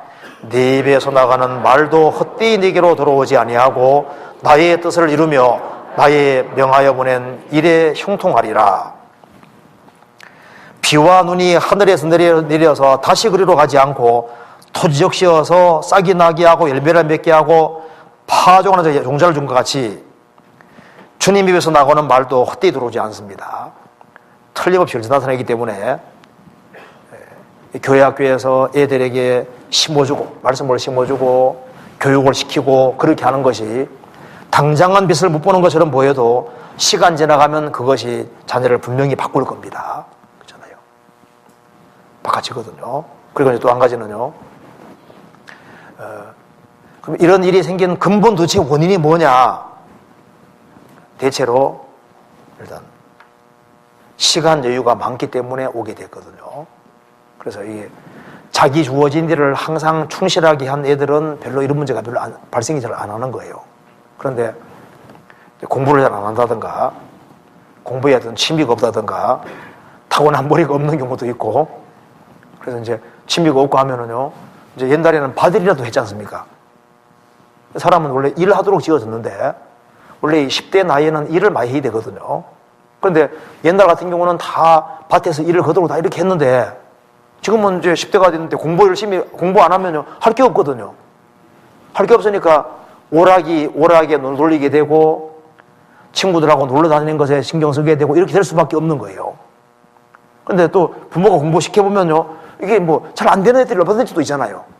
그러니까 이제 항상 줄다람을 하고 이제 고통을 받게 되고, 그리고 이제 자기 일을 열심히 안 하는 애들은 마귀가 역사하기가 제일 쉬운 타켓이거든요. 그래 마귀가 잘못된 사상을 집어넣기가 제일 좋은 사람들이 누구냐 하면은 게으르고 자기 일을 열심히 안 하고 그런 애들을 얘는 마귀가 잘못된 것을 넣어주기가 아주 쉬운 거예요. 그리고 공부를 등한히 함과 동시에 욕심이 올라오니까 마귀가 작업하기가 아주 쉽게 되는 겁니다. 또 그래 이성 문제도 심각한 문제가 되죠. 그래서 성경 말씀하기를 일단 책찍과 꾸지람이 지혜를 준다고 분명히 주님 말씀하셨습니다. 우리가 이 말씀을 좀 믿어야 되거든요. 성경 찾아봅시다. 잠언 29장.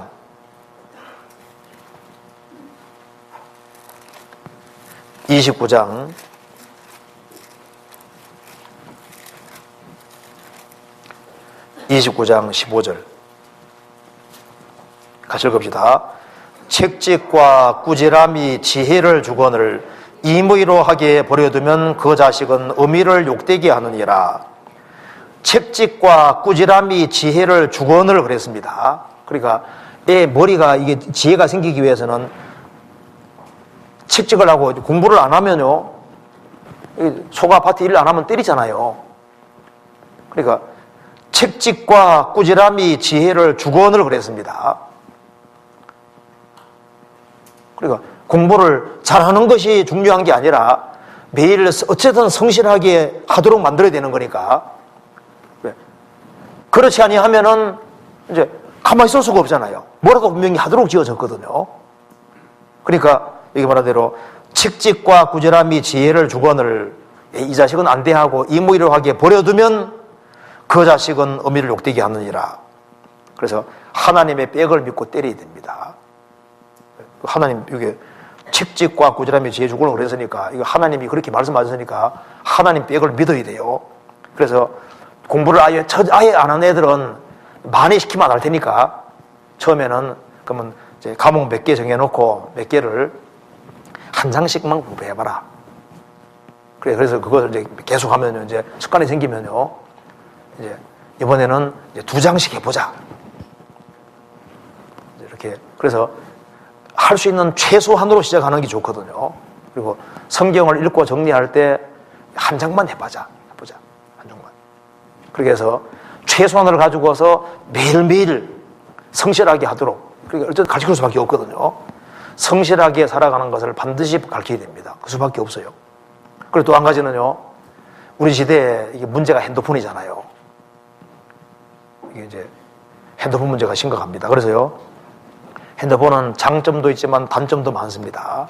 그리고 핸드폰이 이성교제 수단도 되기 때문에 나쁜 친구와 교류도 하게 되고, 그래서 이것이 이제 이걸 뺏는 것이 죄냐 아니냐, 그걸 부모가 잘 생각해서 만일 결정적으로 무슨 문제가 생기면요, 그걸 기회로 삼아서 그냥 자식 보는 앞에서 그냥 확 부숴버리는. 왜? 명확한 잘못이 있으니까. 그런데 이유 없이 뺏으면 문제가 되니까요, 명확한 잘못이 드러났을 때는요, 그걸 기회 삼아서 그냥 광함에게 이때다 하고 딱 처리를 하는 게 당연한 겁니다. 뺏을 수 있거든요. 이제 그러면은 일단은요, 악의 상당한 부분이 딱 제어될 수 있는 거예요. 그잖아요. 그거는 부모 지혜가 필요한 거니까요. 봐서 얘가 이렇게 하다가는 이건 안 되는 게 분명하다. 그래서 뺏는 것이 주님 앞에서 훨씬 얼만큼 유리하냐, 불리하냐, 그걸 다 따져서 이것이 뺏는 것이 아주 유리한 것이 확실하면요, 명확한 계기가 생길 때 과감하게 행동을 하는 게 필요하거든요. 그리고 애들 공부를 안 하는 이유 중에 하나도 핸드폰이 맞잖아요. 그렇게 하니까 이제 그걸 생각을 잘 해가지고 그건 가족들 속에서 부부가 의논해서 결정해야 될 문제니까. 근데 컴퓨터 문제도 마찬가지거든요. 그래서 우리 시대에 이게 애들이 잘못돼가는 원인 중에 제일 핵심으로 들 수 있는 것이 여기 핸드폰하고 컴퓨터가 문제가 되니까 이걸 어떻게 처리할 거냐. 그리고 절대 방문 걸어 잠그지 못하게 만들어야 됩니다. 방문 걸어 잠그지 말라고. 그래서 혼자 몰래 행동하는 거 하지 못하도록 하지 않습니까? 그렇게 근데 그거는 할 때 부모가 그렇게 해야 될 거예요. 의논해서. 그렇게 해서, 그래서 통제를 할 때 도대체 악의 근원이 도대체 뭐냐? 얘가 빗나가게 될 때 원인이 도대체 뭐냐? 그걸 아주 정확히 잡아내서 기도하는 가운데 아주 근본적인 문제가 되는 게 있으면은요, 그 근본적인 문제를 깰 수 있도록 기도하는 속에서 그 작업을 해야 됩니다. 그럴 수밖에 없어요. 이건 부모가 생각을 할 수밖에 없는 겁니다. 그리고 그렇게만 한다고 해서 자녀가 완전히 바뀌어지는 건 아니니까. 그러니까 교회학교에 선생님들을 적극적으로 밀어주고, 그리고 교회학교 하는 일에 애들에게 동참을 시키고, 그리고 전도 집회는 반드시 꼭 듣기고 만들어야 되거든요. 이 학생들에게 전도 집회는 가장 중요한 거거든요. 그리고 1년에 뭐 별로 없잖아요. 그러니까 애들은 전도 집회는 막 어떤 일이 있더라도 참석할 수 있도록, 어디 뭐 학원 못 가는 일을 할지라도 집회는 꼭 참석할 수 있도록 해야 되거든요. 그건 신경 꼭 써야 될 것 같습니다. 그래야만 나중에 후회를 안 하게 되는 겁니다. 그렇잖아요. 이제 그래서 자녀가 흔들리더라도 부모는 흔들리면 안 되거든요. 자녀가 어떻게 흔들리는 일이 할지라도 부모가 중심을 딱 잡고 있으면 따라오게 돼 있어요. 자녀가 흔들리기 때문에 부모까지 흔들흔들하면 안 됩니다. 자녀는 부모는 딱 버티고 서야 되는 거예요. 그래서 하나님 약속을 믿고, 그리고 의인의 자녀는 주님께서 도와준다고 말씀하셨으니 그걸 믿고 꾸준히 살아가는 게 필요한 겁니다. 시편 125편 보시겠습니다.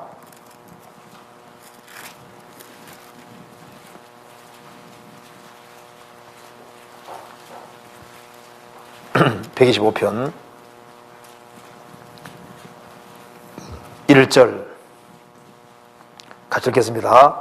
여호와를 의리하는 자는 시온산이 요동치 아니하고 영원히 있음 같도다. 예, 여호와를 의리하는 자는 시온산이 요동치 아니하고 영원히 있음 같도다. 여호와 의리하는 사람은 시온산처럼 요동하지 않고 영원이다 그랬죠. 그러니까 하나님 의지하고 먼저 부부가 말씀 가운데 딱 서고 견고하게 살아가는 모습 보여야 되거든요. 부모가 원칙을 따라서 견고하게 살아가는 모습을 끊임없이 보이고, 그리고 정직하게 바르게 살아가면은 흑암 중에도 빛이 일어난다고 돼 있어요. 그래서 부모가 흔들리지 아니하면 흔들리지 않을 수 있거든요. 가정에서도 보면은 아버지가 딱 버티고 살아가면요, 가정이 지탱이 되잖아요. 어머니 아버지 둘 다 딱 버티고 서면요, 자식들은 밑에 있는 거니까 결국은 따라오게 돼 있는 거니까요.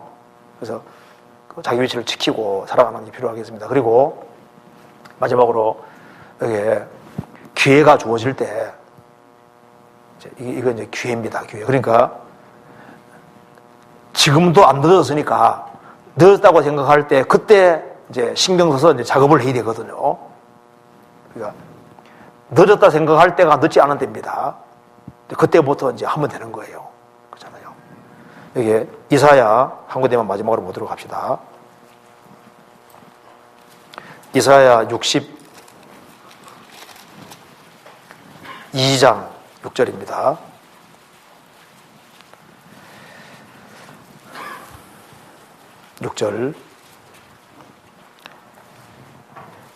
예루살렘이여, 내가 너의 성벽 위에 파수꾼을 세우고 그들로 종일 종야에 잠잠치 않게 하였느니라. 너희 여호와로 기억하게 하시는 자들아, 너희는 쉬지 말며 또 여호와께서 예루살렘을 세워 세상에서 찬송을 받게 하시기까지 그로 쉬지 못하시게 하라. 이게 너희는 쉬지 말며 여호와로 쉬지 못하시게 하라고 되어 있죠. 먼저 구원받은 사람이 쉬지 말고 자녀를 위해서 기도하고 작업을 하면은 하나님도 안 쉬고 일하셔요. 그렇잖아요. 주님도 작업하십니다. 부모가 손 딱 놔버리고 이제 무관심하면은 하나님도 일 못 하시잖아요. 그런데 하나님께서 말씀하시기를 너희는 쉬지 말며 그로 쉬지 못하시게 하라. 그래서 부모가 서둘러서 이제 작업을 하고 이렇게 하면요, 과도기를 잘 보내어서 나중에는 제자리에 돌아오고 하나님 영광 돌리는 그런 사람을 볼 수 있을 겁니다. 오늘 여기까지 말씀을 드리도록 하겠습니다. 같이 기도하시겠습니다. 은혜와 사랑이 충만하신 하나님 아버지 감사합니다.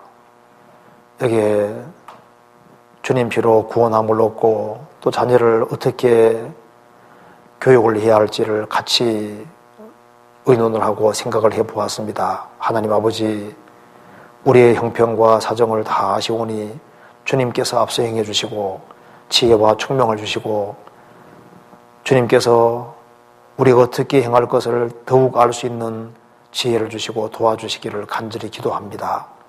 우리 나머지 생애에 도와주시고 특별히 자녀들을 주님의 거룩한 손에 의탁드립니다. 또 특별히 앞장서서 일하시는 교회학교 선생님들에게 지혜와 총명을 주시고 더 큰 은혜와 사랑을 베풀어 주셔서 이 일을 잘 감당할 수 있도록 주님이 도와주시고 가정마다 모든 어려움 가운데 하감해 주시고 주 역사와 능력을 나타내 주시고 주님께 영광 돌리는 귀한 자녀들이 다 될 수 있도록 역사해 주시고 도와주시옵소서. 주 예수님 이름 받들어 기도하옵나이다. 아멘.